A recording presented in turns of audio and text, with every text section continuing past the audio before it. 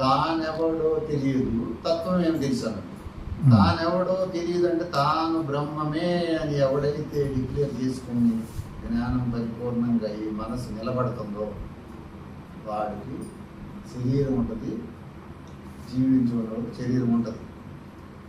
శరీరం లేకపోయినా వాడు అప్పుడు ఇంకా జన్మ ఉండదు. అప్పటి వరకు ఈ జ్ఞానం ఆల్రెడీ పరిపూర్ణమే. కొత్తగా దాన్ని సృష్టించి చేసేది ఏం లేదు. అది తెలుసుకోవటం అని కూడా కాదు. దాన్ని ఎక్స్ప్లెయిన్ చేయలేము. దానికి సాధన లేదు. ఈ జ్ఞానాన్ని నువ్వు ఆల్రెడీ బ్రహ్మమే. ఇప్పుడు నేనే తెలుసుకున్నాను, బ్రహ్మ అయిపోయానని కాదు, ఆల్రెడీ బ్రహ్మమే. నువ్వు గుర్తించడమే సాధన. దీనికి సాధన అనేది లేదు, గుర్తించడమే. ఆకాశం, ఇప్పుడు ఆకాశమే ఆత్మకి దగ్గరగా. ఎట్లా గుర్తించాలి అంటే ఇప్పుడు ఎట్లా గుర్తిస్తాను? ఇది కుర్చీ అని, ఇది బెంచ్ అని, మనిషి ఎలా గుర్తిస్తాను? కంటితో గుర్తిస్తాను. కొన్ని మనసుతోటి, ఆలోచనతోటి తెలుసుకుంటాను. ఆ గుర్తించడం అంటే వరకు చూడటమేనే కాదు, వినటమనే కాదు, పంచ జ్ఞానేంద్రియాల ద్వారా తెలుసుకుంటాను. ఆ తెలుసుకోవటం అనేదే సత్యం, తెలుసుకునేదే సత్యం. అదే నేను. చూడటం అంటే చూడటం అంటే చూపు అనే కాదు, ఏదైనా ఒకటి చూడటం అంటే పంచ జ్ఞానేంద్రియాలు కలుపుకోవాలి. కాఫీ తీసుకురా అంటే కప్పుతో తేవాలని చెప్పవసరంలా.